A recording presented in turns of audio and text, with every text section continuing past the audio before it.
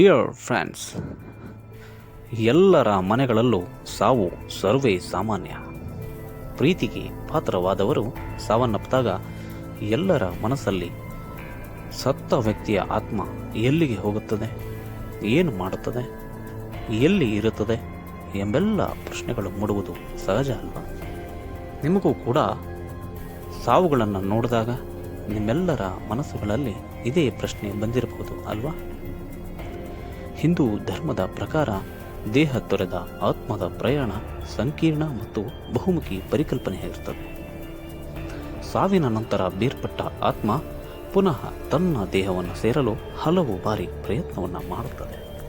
ನಂತರ ತನ್ನ ದೇಹದ ಸುತ್ತ ಬಿರುಕೆ ಹೊಡೆಯುತ್ತಾ ತನ್ನ ದೇಹದ ಅಂತಿಮ ದರ್ಶನಕ್ಕೆ ಬರುವ ಎಲ್ಲರನ್ನ ಗಮನಿಸುತ್ತಾ ರೋಧಿಸುತ್ತಾ ಇರುತ್ತದೆ.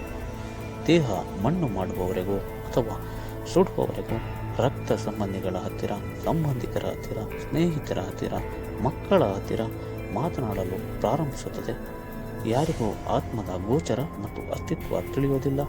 ನಂತರ ಆತ್ಮ ಏಕಾಂಗಿತನವನ್ನು ಅನುಭವಿಸಿ ನಂತರ ತನ್ನ ತರ್ಪಣ, ಪಿಂಡದಾನ, ಶ್ರಾದ್ದ ಆಚರಣೆಗಳು ಮುಗಿದ ಮೇಲೆ, ತನ್ನ ಆಸೆ ಆಕಾಂಕ್ಷೆಗಳು ತೀರಿದ ಮೇಲೆ ಅದು ಮುಂದಿನ ಗಮ್ಯ ಸ್ಥಾನವಾದ ಪಿತೃಲೋಕಕ್ಕೆ ಪ್ರಯಾಣ ಬೆಳೆಸಲು ಪ್ರಾರಂಭಿಸುತ್ತದೆ. ಮುಂದಿನ ಭಾಗದಲ್ಲಿ ಪಿತೃಲೋಕದ ಕ್ಷೇತ್ರ ಹೇಗೆ ಇರುತ್ತದೆ, ಅಲ್ಲಿಂದ ನಂತರ ಎಲ್ಲಿಗೆ ಆತ್ಮ ಪ್ರಯಾಣ ಬೆಳೆಸುತ್ತದೆ ಎಂಬುದನ್ನು ವೀಕ್ಷಿಸೋಣ.